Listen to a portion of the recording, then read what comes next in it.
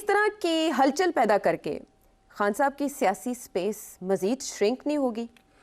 देखिए, स्पेस उनकी ऑलरेडी बड़ी स्ट्रांग है और जितनी ये आईएमएफ प्रोग्राम को फॉलो करेंगे मजबूरी के तहत, उतनी इनकी पॉपुलैरिटी गिरेगी। इसमें तो अब शक ही कोई नहीं। हम तो कब से मैं ये कह रहा हूँ, मेरा तो मौक़िफ़ यही रहा है कि अगर आईएमएफ का प्रोग्राम करना है और करना है in the national interest, because अब दाने मुग्गे ने, दाने मुग्गे ने जिसने भी मुकाए हैं सब ने मिल के मुकाए हैं ना।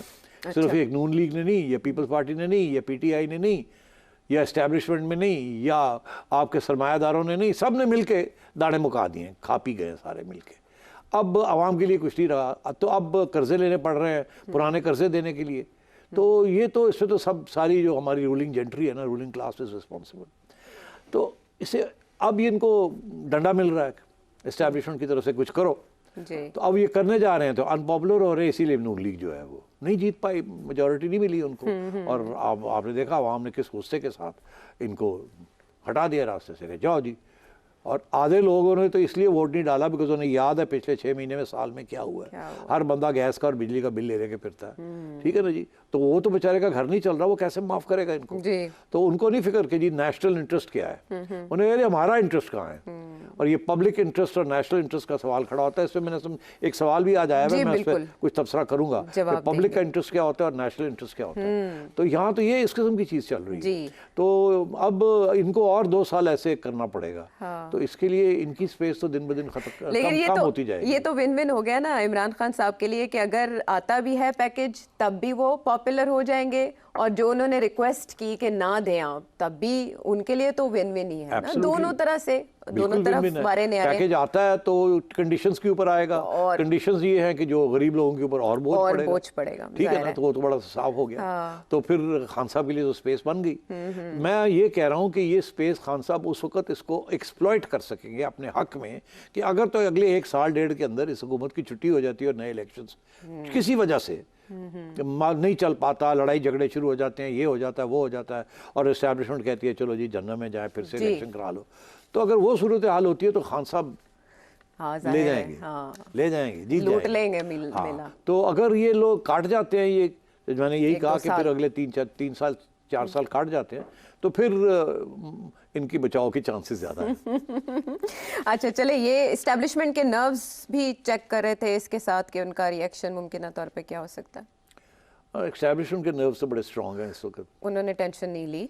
अच्छा ठीक है, वो तो एज मैंने टोल्ड यू ना, प्लान बी लेके बैठे हुए हैं। हाँ। कि अगर ये if these johnnies don't cooperate, या यू यस्टरडे टॉक्ड अबाउट, अगर ये ब्लडी सिविलियंस नहीं करते तो फिर देखा जाएगा। हाँ, तो गेम उनकी है, रूल्स बेशक ये तय करते रहे। अब जब रूल्स की बात हो रही है तो पंजाब असेंबली की बात, कल हमारे शो में ये बात हुई कि क्या हो सकता है, और ऐसे लग रहा था कि सिप्तैन खान साहब कोई मसला पैदा करेंगे। ख़बरें ऐसी आ रही थी कि खुसूसी वो जो रिजर्व सीट्स हैं उनको लेके वो कुछ क्रिएट करना चाह रहे सिचुएशन, लेकिन नहीं हुआ। हस्बे मामूल छोटी मोटी जो शोर शराबा है, हल्की फुल्की ढोलकी बजती रही, लेकिन इजलास हो गया। मरियम नवाज साहिबा ने भी हल्फ उठा लिया और वहाँ इसहाक डार साहब भी मौजूद थे। किस हैसियत में ये आप बताएंगे, लेकिन जितने आराम से आज ये ट्रांजिशन हुई है, वो टेकिंग हुई है, ऐसी स्मूथ सेलिंग आगे भी कंटिन्यू रहेगी फॉर मरियम नवाज साहिबा? नो। व्हाई? ये एक दिखावा है जो आज हुआ। इसका मेन पर्पस ये था कि आज हमने डिसरप्शन नहीं करनी, क्योंकि आज हमने अपने लोगों को भी इलेक्ट करना है, ताकि अगर ये लोग, क्योंकि पीटीआई को पता है कि इन्होंने असेंबली तो चला लेनी है, तो अगर ये लोग ओथ नहीं लेते तो उन्होंने फिर बॉयकॉट करना पड़ता ना। तो अगर बॉयकॉट करते तो फिर उन्होंने तो बॉयकॉट नहीं करना था, उन्होंने धक्का लगा के अपने आप को ओथ दिलवा लेना था। और मैं आपको एक्सप्लेन करता हूँ क्या बैकअप प्लान था। और उसके बाद फिर पीटीआई बाहर बैठी रहती जी, तो फिर तो वो उनके लिए कोई रुकावट ही नहीं होनी थी। अच्छा। इसलिए पहला कदम जो पीटीआई ने लिया है कि जी सारे पहुंचो, सारे ओथ ले लो, ताकि हम भी असेंबली में बैठ जाएं, ताकि अगर ये कुछ गड़बड़ करने की कोशिश करे तो कम से कम शोर शराबा करने के लिए हम अपनी प्रेजेंस। अब सवाल ये है कि कल क्या होगा, यही सवाल है। जी बिल्कुल। आप समझते हैं या लोग समझते हैं कि स्मूथ सेलिंग हो जाएगी अब। अच्छा, अब मैं समझता हूँ कि इतनी स्मूथ सेलिंग शायद ना हो। अगर हो जाती है तो बहुत अच्छी बात है, मगर मुझे लगता है पीटीआई के ट्रैक रिकॉर्ड से कि स्मूथ सेलिंग शायद ना हो। अच्छा, अब सवाल यह है कि क्या स्पीकर साहब जो है वो क्या कर सकते हैं, कैसे स्मूथ सेलिंग ना हो। कैसे? एक तो ये है कि वो कोई ना कोई एक्सक्यूज बना के, कोई ना कोई हंगामा करवा के, एक्सक्यूज करवा के, और वो प्रोक कर दें, मुलतवी कर दें असेंबली का सेशन। ठीक है। अगर वो मुलतवी कर देते हैं तो स्पीकर के, अगर स्पीकर नहीं होगा कोई तो अगला स्पीकर कैसे इलेक्ट होगा, ये सवाल खड़ा होता है। ठीक है, तो और वो उठ के चले जाएं। डिप्टी स्पीकर है नहीं, डिप्टी स्पीकर नहीं है तो इसको फिर कौन कंटिन्यू करेगा इस चीज़ को।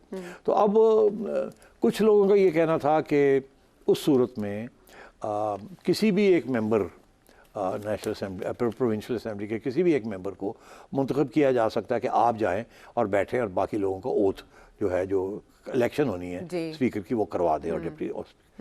तो उसमें मैंने आज बैठ के देखा ना अभी कि कानून क्या कहते हैं। बिल्कुल, पंजाब असेंबली के पंजाब असेंबली के कानून ये कहते हैं, और ये मैंने अभी सुना नहीं किसी से। कोई लोग कह रहे हैं जी कि वो डिप्टी स्पीकर करेगा, कोई कहता है डिप्टी स्पीकर होता ही नहीं है, कोई कहता है कि कोई भी उठ के कर ले। ये वो ऐसे नहीं होता।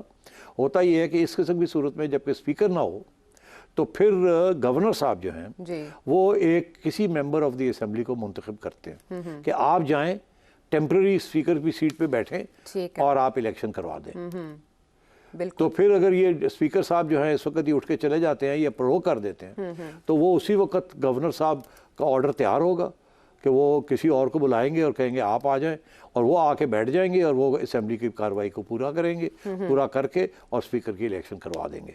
ये रुकना नहीं है काम। ठीक है, ये बिल्कुल होगा।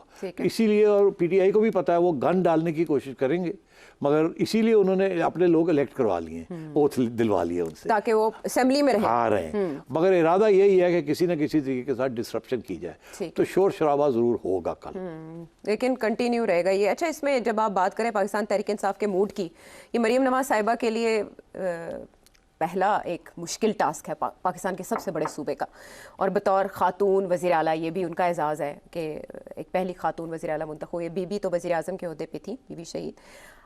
क्या मरीम नवाज साहिबा अपोजिशन को इंगेज कर पाएंगी? अपोजिशन को तो इंगेज करना इतना आसान नहीं है। अपोजिशन तो इंगेज होना नहीं चाहती। अगर अपोजिशन इंगेज होना चाहे तो इंगेज हो जाते हैं, मगर वो तो ये होता है ना कि opposition is a loyal opposition, वो चाहेगी कि मामला चले, मगर ये ऑपोजिशन तो नहीं चाहेगी ना मामला चले, ये तो डिसरप्ट करेगी। अच्छा। हर स्टेज के ऊपर ये अदालतों में घूमेगी, हर स्टेज के ऊपर पार्लियामेंट के अंदर डिसरप्शन करेगी। सिर्फ यही नहीं, इस्लामाबाद में भी ऐसे ही होगा, क्योंकि उनका तो इरादा ये है कि इनको चलने नहीं देना। अगर ये ना चल पाए तो फिर IMF भी भाग जाएगी, फिर और भी क्राइसिस हो जाएगी, फिर एस्टैब्लिशमेंट को कोई नया प्लान बनाना पड़ेगा, और जो भी वो प्लान बनाएंगे वो फिर सबके साथ एक ही किस्म का सलूक होगा, सिर्फ पीटीआई के साथ नहीं, सबके साथ एक ही सलूक होगा। तो पीटीआई समझती है वो उनके फ़ायदे की बात है कि इनको नॉकआउट कर दिया जाए, हम तो पहले ही नॉकआउट हैं, तो फिर जब वक्त आएगा तो फिर हमारा वक्त आएगा, इनका तो नहीं आएगा। तो मैं ये समझता हूँ कि सियासी तौर पर, पॉलिटिकली टैक्टिकली स्पीकिंग, यही तवक्को की जा सकती है कि पीटीआई नहीं चलने देगी, और वो पूरी कोशिश करेंगे धमकी कि वो धक्के लगाएं, जो भी मर्जी करें, और हर स्टेज पे पीटीआई चैलेंज करेगी अदालतों के अंदर।